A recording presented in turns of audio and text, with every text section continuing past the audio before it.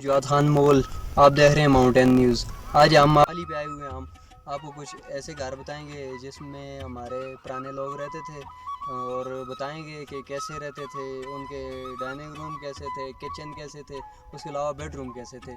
Camera मेरे साथ है, आए मैं आपको बताता हूँ। जी नाजरीन, हम घर के तकरीबन अंदर दाखिल हो चुके हैं।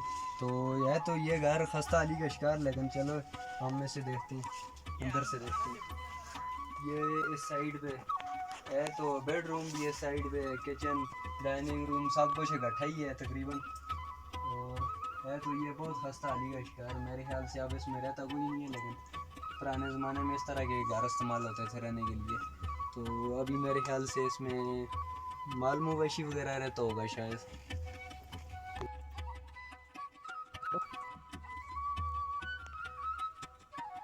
ये तकरीबन पुराने ज़माने के घर, हमारे आबा अजदाद के पुराने बुज़ुर्गों के बनाए हुए घर आज भी हमारे दरमियान मौजूद हैं। शहर में तो ये कल्चर काफ़ी ख़त्म हो चुका है, काफ़ी हद तक, बल्कि बिल्कुल ही ख़त्म हो चुका है। गाँव में तो आजकल भी हर लोग, तकरीबन सारे ही लोग इसी तरह के मकानों में रहते हैं। एक बात और भी है ऐसे मकानों में गर्मियों में ये बहुत ठंडे होते हैं और सर्दियों में बहुत गर्म होते हैं।